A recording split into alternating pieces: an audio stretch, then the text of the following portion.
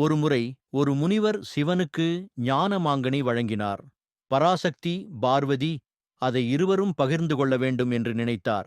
ஆனால் சிவன், இந்த மாங்கனி ஒருவருக்கு மட்டுமே கிடைக்க வேண்டும் என்று கூறினார். அதை யார் பெற வேண்டும் என்பதை தீர்மானிக்க சிவன் ஒரு போட்டியை ஏற்பாடு செய்தார். உலகை 3 முறை சுற்றி வரும் முதல் ஒருவர் இந்த மாங்கனியை பெறுவார்கள் என்றார். முருகன் உடனே தனது மயில் வாகனத்தில் ஏறி விண்ணுலகை சுற்றிச் சென்றார்.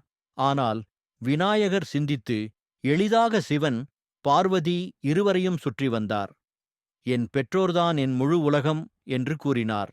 சிவன், பார்வதி மகிழ்ந்து மாங்கனியை விநாயகருக்கே அளித்தனர். முருகன் திரும்பி வந்தபோது மிகவும் வருத்தமடைந்து, இது நியாயமல்ல என்று கூறி கோபத்தில் கைலாயத்தை விட்டுவிட்டு புறப்பட்டார். அவர் தன்னை பாலை நிலத்தில் நிலைநிறுத்தி பழனி மலையில் தந்தை குறைந்த தந்தம் குறைவு என்று அறிவித்து தவம் செய்தார்.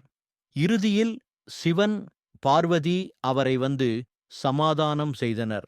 முருகன் உண்மையான ஞானம் வெறும் அறிவல்ல, அன்பும் பணிவும் என்பதை கவனித்தார். அதன் பிறகு அவர் பழனியிலிருந்து பக்தர்களுக்கு அருள் வழங்கினார்.